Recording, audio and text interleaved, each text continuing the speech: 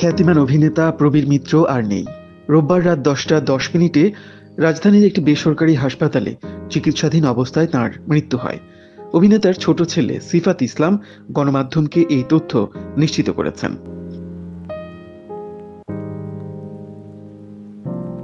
81 বছর বয়সী প্রবীর মিত্র বেশ কিছু শারীরিক জটিলতা নিয়ে 13 দিন ধরে হাসপাতালে ভর্তি ছিলেন। শরীরে অক্সিজেন স্বল্পতা সহ বেশ কিছু অসুস্থতায় গত 22 ডিসেম্বর তাকে রাজধানীর একটি বেসরকারি হাসপাতালে ভর্তি করা হয়। সময়ের সাথে সাথে তার শারীরিক অবস্থার অবনতি হতে থাকে।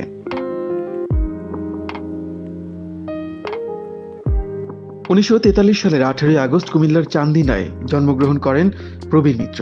তার পুরো নাম প্রবীর কুমার মিত্র। পুরান ঢাকায় বড় হওয়া প্রবীর মিত্র স্কুল জীবন থেকেই নাট্য চর্চার সঙ্গে যুক্ত হন। স্কুল জীবনে রবীন্দ্রনাথ ঠাকুরের ডাকঘর নাটকে অভিনয় করেছিলেন তিনি।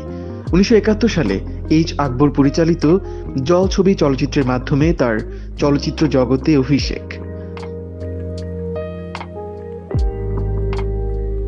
1982 সালে তিনি বড় ভালো লোক ছিল চলচ্চিত্রের জন্য শ্রেষ্ঠ পার্শ্ব চরিত্র অভিনেতা বিভাগে জাতীয় চলচ্চিত্র পুরস্কার লাভ করেন। 2018 সালে আজীবন সম্মাননা বিভাগে তাকে জাতীয় চলচ্চিত্র পুরস্কার প্রদান করা হয়। 2019 সাল পর্যন্ত তিনি প্রায় 4 যুগ ধরে 400টিরও বেশি চলচ্চিত্রে কাজ করেছেন।